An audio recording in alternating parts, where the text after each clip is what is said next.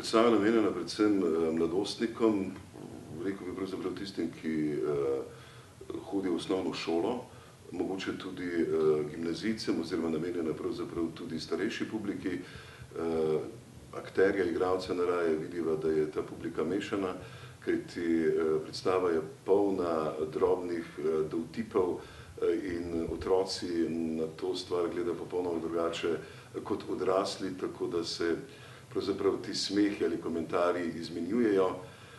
Na kratko povedal v predstavi, da gre seveda za aktualizacijo Martina Krpana v današnji čas. Srečata se današnji junak in pa Martin Krpan sam in skratka gre na nek način za primerjanje sistema vrednot.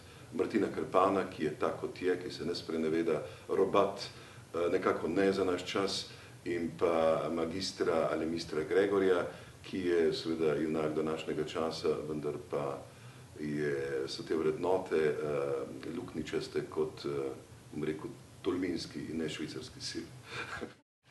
Tam gre pravzaprav za junaka, ki je zgodba sam po sebi. Tukaj pa gre pravzaprav za posodobljanje te teme.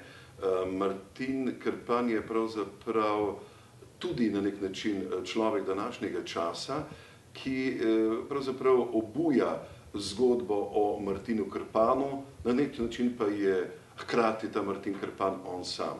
Današnji čas in pa današnje pojmovanje gledališča ta diskurs prav zagotovo upošteva in je na ta način popolnoma legalen.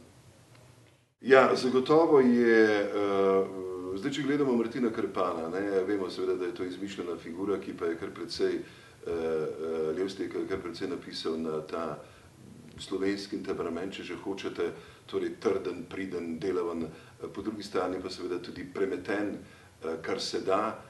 In mislim, da je tudi ta premetenost v nekih, bi rekel, zdravih okvirih tisto, kar je dovoljeno, kar je sprejemljivo in na nek način človeka ohranja pri življenju.